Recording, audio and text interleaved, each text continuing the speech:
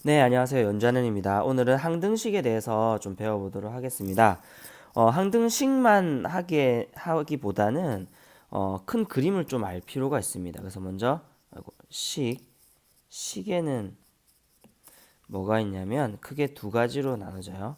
등식과 부등식. 그 등식은 또 두 가지로 나눠지고 부등식도 두 가지로 나눠집니다. 등식은 이제 항등식과 방정식이 있고요. 부등식은 이제 절대 부등식과 조건 부등식이 있습니다. 그래서 조건을 보통 생략하기도 하고요. 그냥 부등식 그러면 조건 부등식이라고 얘기를 합니다. 이제 여기서 말하는 이제 식이라고 하는 거는 뭐냐면 우리가 예를 들어서 뭐 2x 제곱 플러스 5x 플러스 3 여기까지만 하면 이거는 그냥 식이에요. 다항식이에요. 다항식. 우리 얘기하는 다낭식 혹은 다항식. 이제 다항식을 얘기하는 건데 여기에 만약에 는이라는 등호가 붙어가지고 뭐 0 이렇게 돼 있다 쳐봐요. 이때 이 등호가 들어간 식, 이 다항식과 다항식을 등호로 연결한 식을 우리가 여기서는 이제 등식이라고 얘기하는 거예요. 등식이라고. 어쨌든 식이라고 얘기하는 거 여기서의 식은 바로 앞에서 있는 다항식이랑 좀 다른 등호나 혹은 부등호로 연결된 식. 등식은 이렇게 등호로 연결된 식을 등식이라고 그러고요. 부등식은 뭐라 그러죠? 이렇게 부등호로 연결된 식을 이 두 개의 다항식들이 부등호로 연결된 식을 부등식이라고 하죠. 자, 그러면 등식은 영어로 뭐라고 부를까요? 등식은 우리가 같다 그러는 영어 단어가 뭐죠? 그렇죠. equal이죠. 거기에 이제 ity만 붙이면 돼요. 그러니까 equality. 그럼 부등식은 같지 않는 거죠. 그럼 equality인데 앞에 in이 붙으면 돼요. inequality. 그럼 반대말이 되죠. 자, 이제 여기서 등식, 즉 등호로 연결된 식은 크게 두 가지가 있는데 하나는 항등식이 있고 하나는 방정식이 있어요. 항등식은 뭐냐면 항상 등호가 성립하는 식을 얘기하는 거예요. 항상 등호가 성립하는 식. 여기서 그냥 항상 등호가 성립하는 식 간단하게 그렇게 보시면 되고 좀 더 얘기하려면은 x 값에 상관없이 물론 여기는 x 값이라 했지만 그냥 미지수겠죠. x 값에 상관없이 무조건 참이되는 뭘까요? 등식을 얘기합니다. 대표적인 게 뭐가 있을까요? 대표적인 게 뭐 이런 거죠. 뭐 2x 플러스 1은 2x 플러스 2. 자, 여기다 x에다가 0 집어넣어봐요. 참 돼요? 되죠. 1 집어넣으면 참 되죠. 3 집어넣으면 참 되죠. 100 집어넣으면 만 집어넣으면 100만 집어넣으면 다 참이 되죠. 왜 그렇게 얘기할 수 있죠? 두 개가 완전 똑같기 때문이죠. 맞죠? 그래서 여기 보면 이쪽으로 가는 게 전개죠. 맞죠? 반대로 가는 게 뭘까요? 이게 인수분해죠. 맞죠? 그래서 전개식들은 다 여기 해당되는 것 중에 전개식은 전부 다 전개식 혹은 전개식이 조금 더 유용한 전개식 중에서 유용한 것들이 뭐라고 우리 얘기 뭐라면 곱셈 공식이라고 얘기하죠.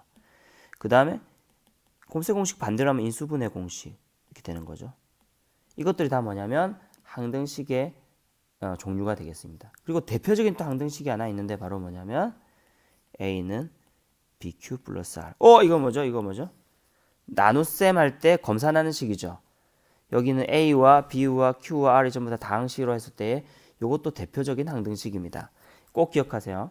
그래서 이전에 나눗셈 할 때 한번 언급했을 거예요. 대표적인 항등식. 이걸 이용해서 이제 다음에 나머지 정리, 인수 정리도 다 얘기할 거예요. 방정식 짧게 설명하고 넘어가죠. 방정식은 뭐냐면 x값의 항등식은 항상 등호가 성립한대요. 그럼 방정식은 뭐예요? 항상 등호가 성립하지 않겠죠. 그 말은 x값에 따라서 참이 되기도 하고 거짓도 되기도 하고 참 또는 거짓이 되는 등식 이렇게 생각하시면 되겠어요. 이때 마침 참이 되게 하는 이 x 값을 우리는 뭐라고 부르냐면은 해 또는 근이라고 불러요.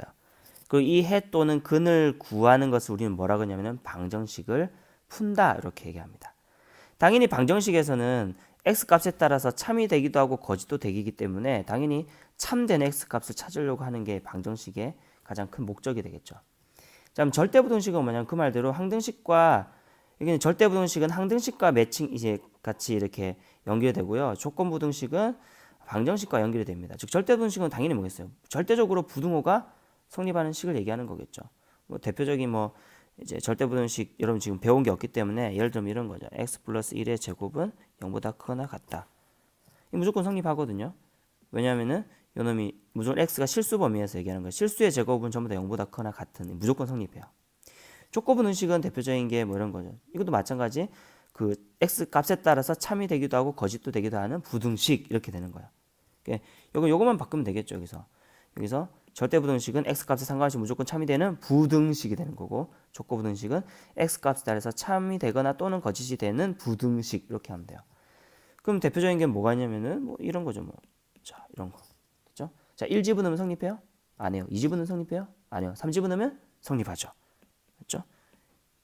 여기 2. 요 범위 내에서만 성립하는 참이 되는 이제 그 범위가 있는 거죠. 이거를 구하는 것을 참이 되는 이 범위를 구하는 것을 우리는 부등식을 또 푼다 이렇게 얘기를 합니다. 그래서 우리가 지금 할 거는 사실은 뭐냐면 우리가 할 거는 지금 이 식 중에서도 요 항등식이에요. 항등식. 요거에 대해서 우리가 얘기할 겁니다. 왜냐하면 우리 뒤에 배우는 이제 나머지 정리, 인수 정리가 요 항등식에서 나오기 때문이에요. 자, 그럼 항등식의 성질에 대해서 좀 배워보도록 하죠. 항등식의 성질. 봅시다. 항등식의 성질.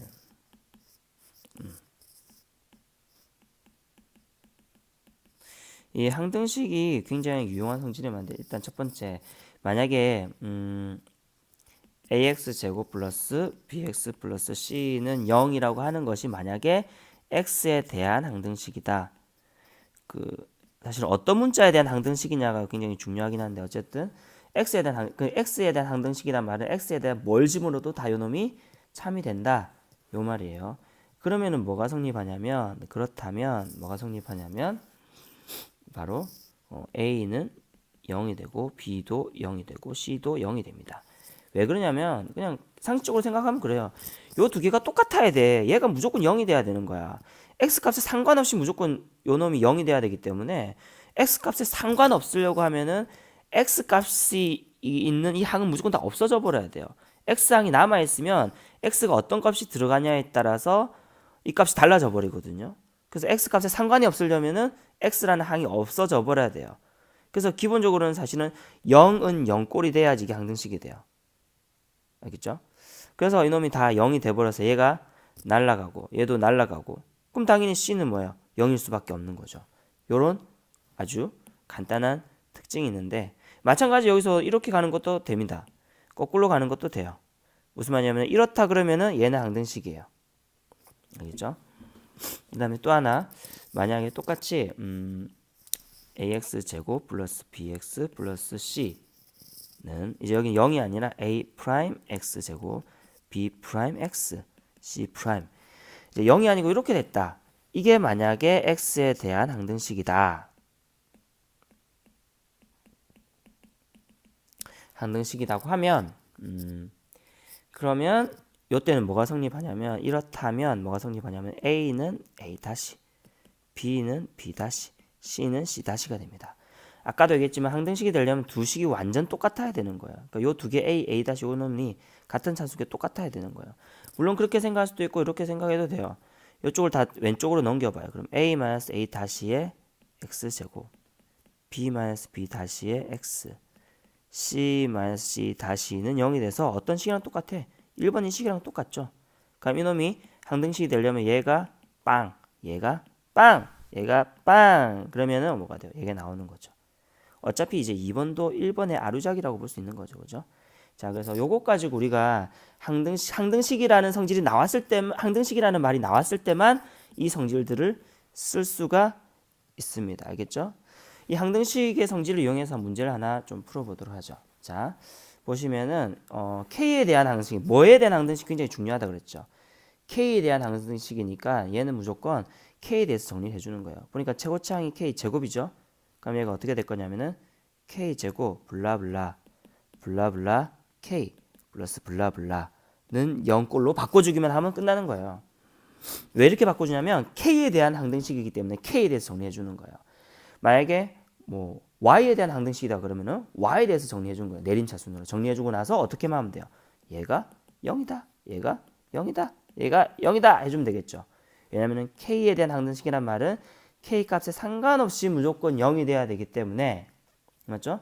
그렇기 때문에 k가 있는 항은 다 없애져 버려야 된다 그랬습니다. 그래야지 k에 상관없게 된다 그랬어요. k가 남아 있으면 k한테 영향을 받게 돼 있어요. 자, 그럼 정리해 주면 어떻게 되죠? 여기는 뭐가 들어가요? k제곱 얘 하나밖에 없나요? 얘 하나밖에 없나요? 그럼 여기는 x. 그다음에 k는 어디 있어요? 여기 k 하나 있고 여기 k 하나 있죠. 그럼 여기는 마이너스 2y, 맞죠? 마이너스 2y. 여기는 플러스 4. 그 다음 나머지는 적어주면 돼요. 4x 플러스 3y 마이너스 6. 나머지 있는 거는 뭐죠? 4x 여기 요거 그 다음에 마이너스 6. 됐죠? 그럼 됐죠? x는 얼마입니까? 따라서 x는 0. x 0이에요. 그 다음에 얘는 뭐예요? y는 얼마예요? y는 2. 그리고 얘는 혹시나 요거를 대입해가지고 맞는지 확인해 보는 거죠. 여기 0 집어넣고 여기다가 2 집어넣어봐요. 그럼 0 나오나요? 나오네요. 그러면 맞게 된 거죠. 만약 이게 안 맞으면 뭐야? 내가 앞에 계산을 잘못 계산한 거죠. 이게 the answer가 되겠습니다. 이제 하나만 더 해보고는 마치도록 할게요. 그 다음에 항등식일 때에 이제 미정계수법이라는 게 뭐냐면, 항등식일 때에 풀 수 있는 미정계수라는 말이 뭐예요? 미정.